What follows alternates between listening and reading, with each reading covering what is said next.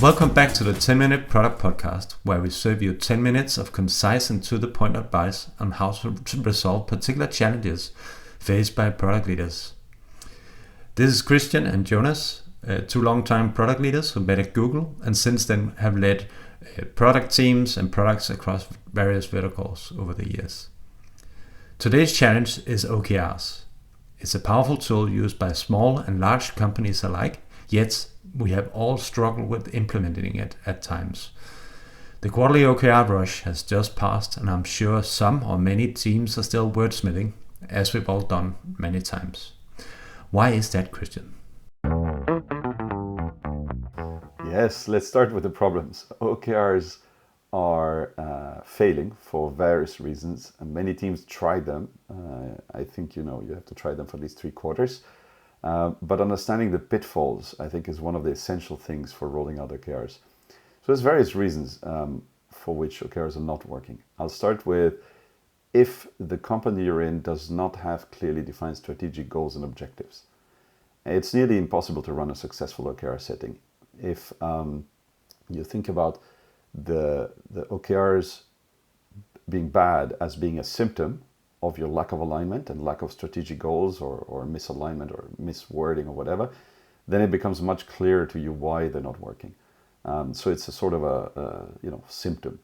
The second thing I can think of is OKRs also often treated as goals in themselves, and teams get into lots of drama around them. Just don't do that. OKRs are what they are. Your goals should be existing outside of the OKRs. The OKRs are just a way to write them down.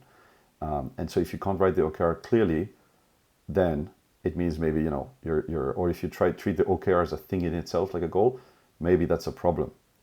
And we've also seen OKRs used as performance measures for teams, and it then becomes a thing to game for the teams, as in they don't buy into the framework. It's kind of a straining jacket on them, and they'll try to avoid that. And then one of the basic errors as well we're seeing is to have elements on the roadmap to be objectives or KRs or key results that are not quantifiable. Be disciplined around how you implement it. And one example in that regard, I had a few years back, I joined an organization and I wanted to implement an OKR framework to organize the work, both in terms of how within the product team, but also in terms of how we worked with other teams within the organization. And over a year and a half, the implementation of OKRs consistently failed. It was lack of having a company vision and having KPIs at company level, stick to those KPIs.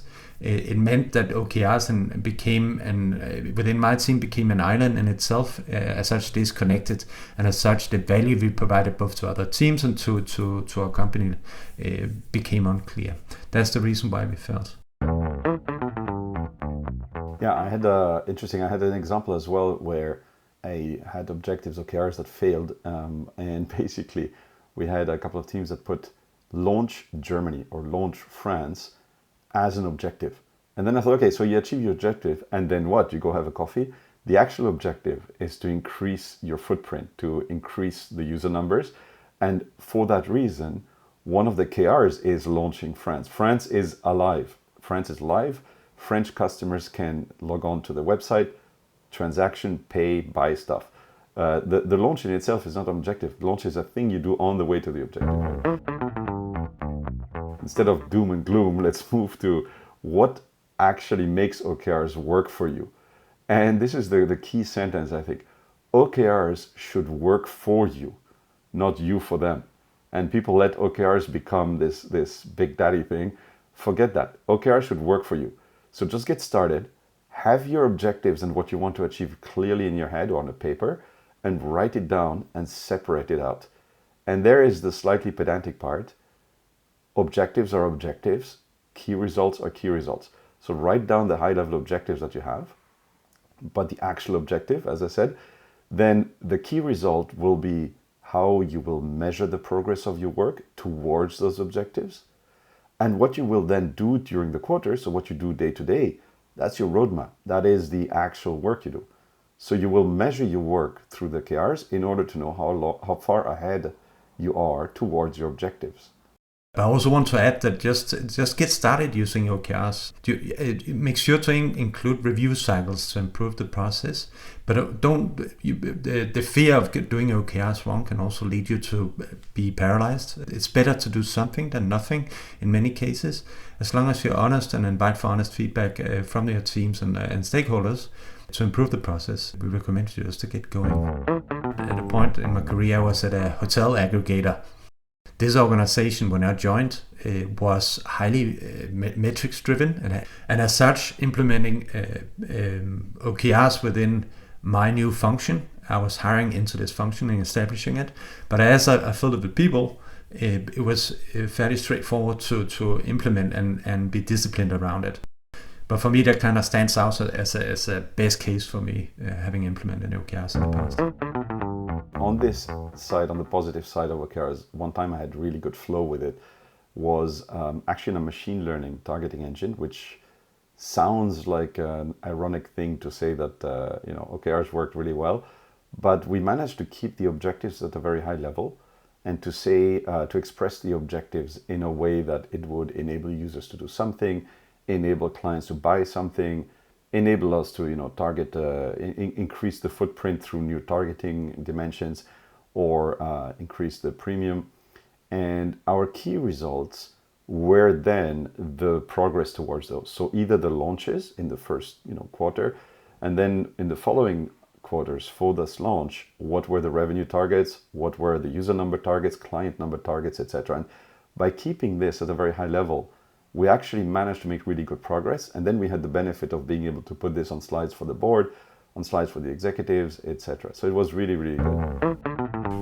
So in summary, OKRs fail for different reasons, but most often it's because the company vision and metrics are not sufficiently developed. That means that you have no way of connecting with the rest of the company to connect your product to a company vision. So in some cases, you kind of have to ensure that that's implemented first before you become successful with an OKR framework within your own function. As such, you can't treat your team or your product as an island in itself. It has to connect to the mainland, which is the rest of the company. At the same time, the OKR framework is intended and is fairly simple. Try to keep it that way by being disciplined in terms of how you build your roadmap, but also how you align it to your objectives and define your KRs. And then finally, a book recommendation, Measure What Matters by John Doerr. That describes the thinking behind OKRs, and it has many examples in terms of how it can be applied in different situations, either as small companies or big companies. Cool. Yeah, that book is absolutely super useful. I think you read a whole big book, but then it becomes so clear to you, at least for me it was the case. I could then simplify OKRs into a few lines, once I've read the whole thing. So that's it. We hope this was useful. Please keep the feedback coming. You had great feedback about topics you want to hear last time. That would be super great for us, and then we can hopefully address some of the points that you had. Keep track of new episodes, subscribe. Hopefully this will be useful for you in the future too. Thank you very much.